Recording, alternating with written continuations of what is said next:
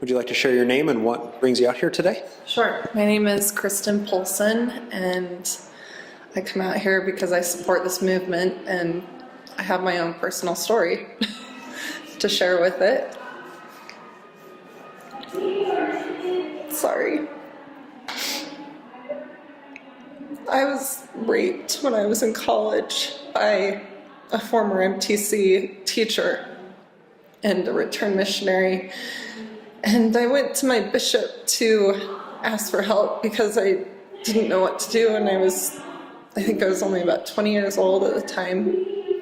And he treated it as if I was unclean and needed to be shamed.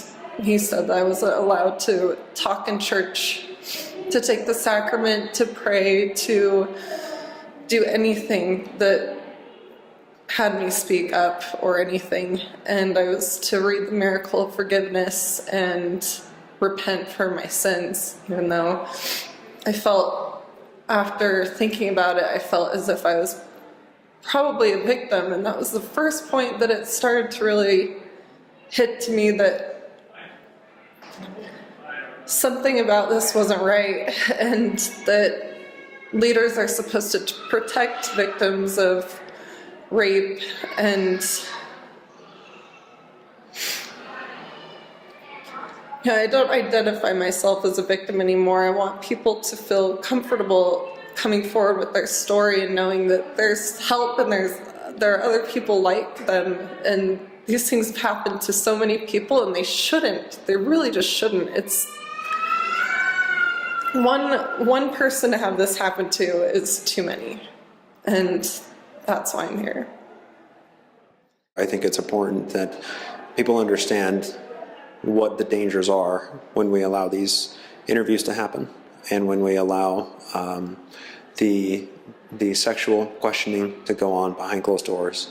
What is it that we're hoping to accomplish with this campaign?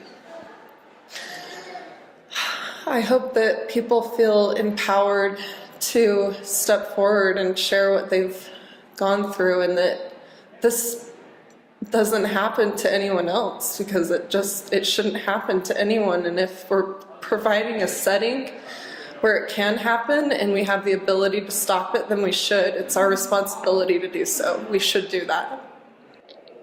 The people who are watching this might not know anything about what is going on. For someone who has no idea what is happening in these bishops' interviews, what would you want to say to them? What would you want to share with those people?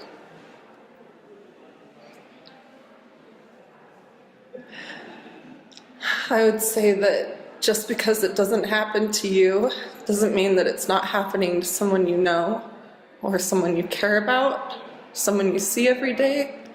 It's just that they may not be talking about it because they're scared to. They're afraid of what might happen, of what people might think of them. Because in my own personal experience, when my bishop told me to pretty much be silent, I felt like I had something to be ashamed of, even though I didn't. I was a victim. Something horrendous happened to me. And although at the time I didn't understand it, I went to a trusted leader. And I just think that just because you're not seeing it doesn't mean it's not happening. People need to know that. They need to stand up with us to protect our kids, our future, we don't want to ruin people's lives. This is the way you do it. Is there one thing you'd like to leave everybody off with? Just fight for what you believe in, and hopefully, people like Sam Young will come along and make a difference. Thank you.